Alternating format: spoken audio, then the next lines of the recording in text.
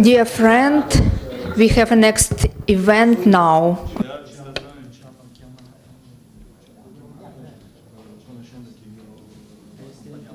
Yeah, my specialty, Wagner.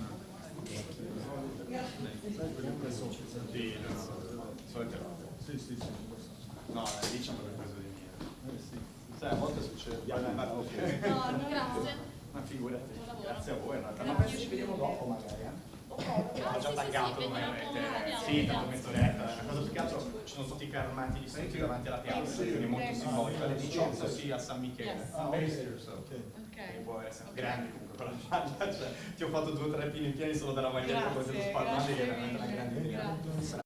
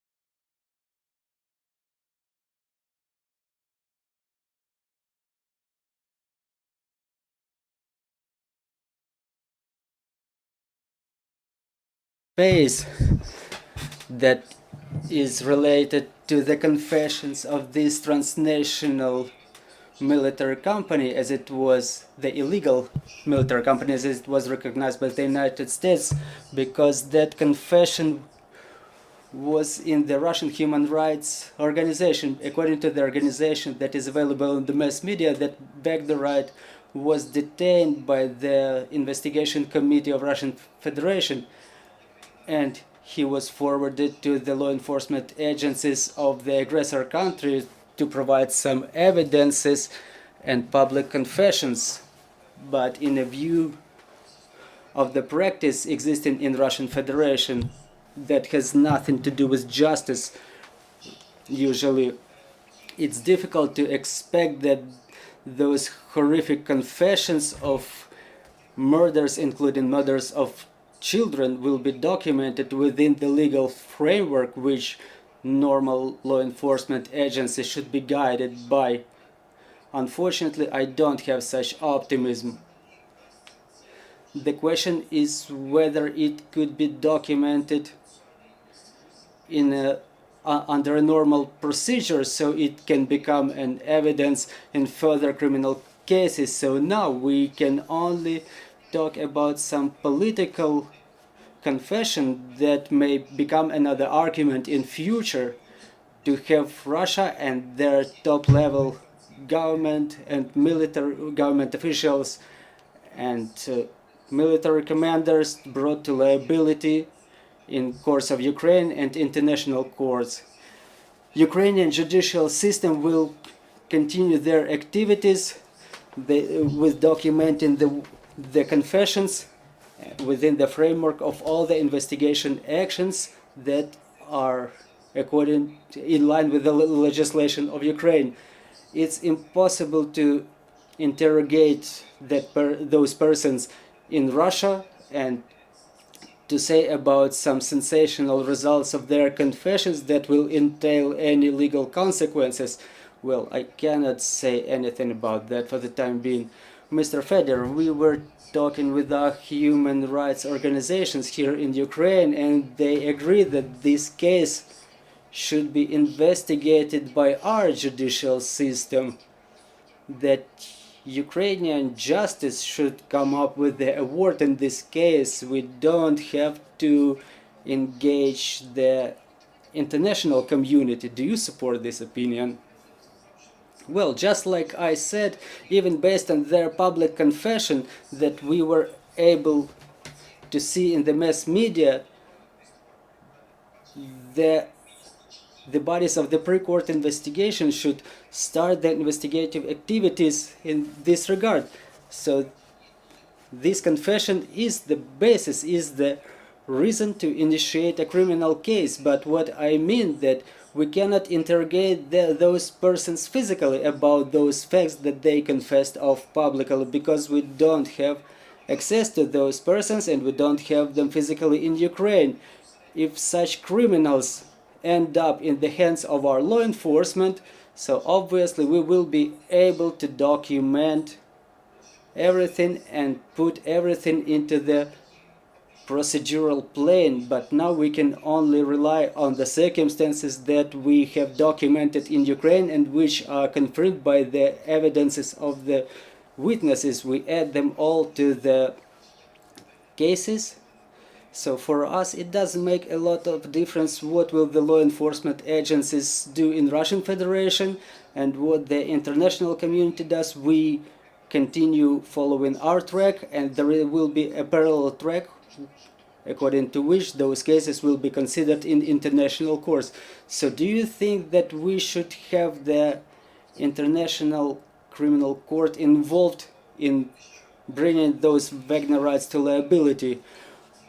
Well, the crimes committed by occupational troops of the Russian Federation and those mercenaries from Wagner, like the one that we're talking about in this situation, they are being investigated according to the Criminal Code of Ukraine as the crimes committed against the citizens of Ukraine, and that's sufficient for us to bring such persons potentially to liability by extra court conviction.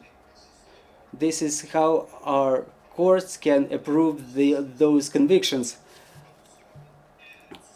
So those crimes are the crimes against humanity, crimes, the war crimes, which should be in fact considered by the international court. So those are the two parallel processes. We do what we can do in this situation of the martial law within the legal framework that we're moving on, and the international organizations, they do their thing.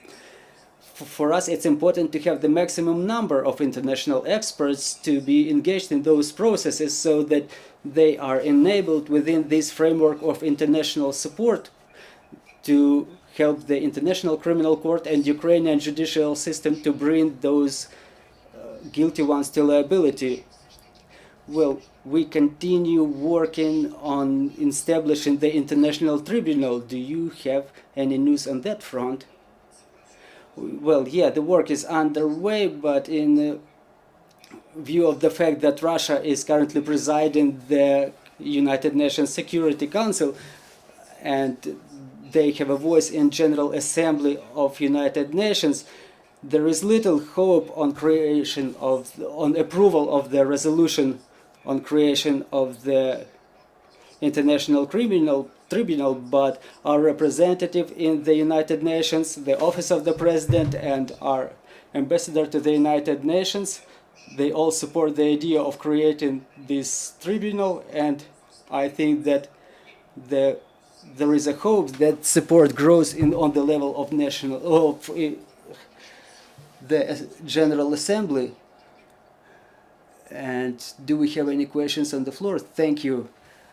I have a question about the improvement of mobilization measures that you were mentioning before.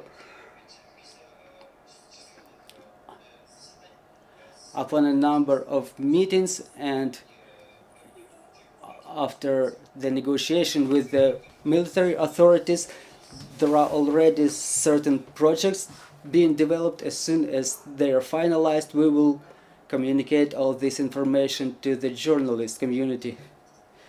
Maybe you can comment on this issue. The military complained for low remuneration figures during their medical treatment, how this problem can be solved, and are you aware of this issue?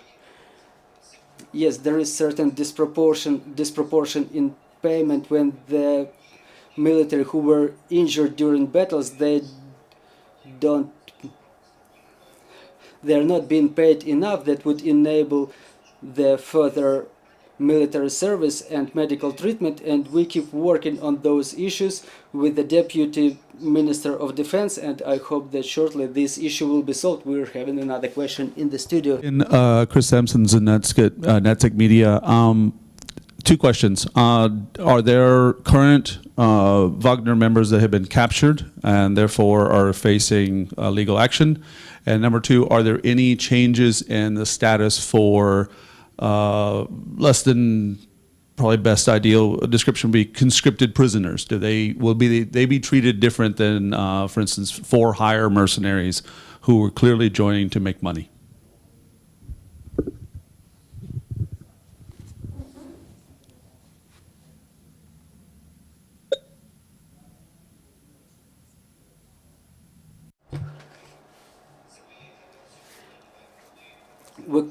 I don't have a full information.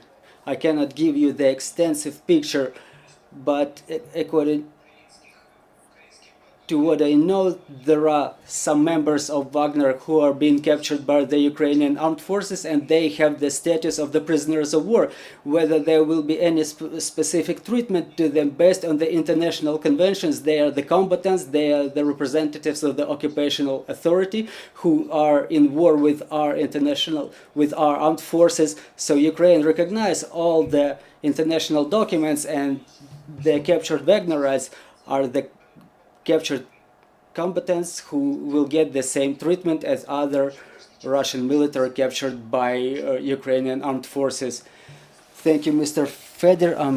Dear colleagues, I'm reminding you joining us was Fedir Venislavskyi, the People's Deputy of Ukraine, and our next briefing will be at 14:30, and we will be talking about the liberated Chernobyl nuclear power plant and the temporarily occupied Zaporizhzhia nuclear power plant. Joining us will be Oleg Korikov, the Chief State Inspector for Nuclear and Radiation Safety of Ukraine. So bear with us, trust in our armed forces, and glory to Ukraine.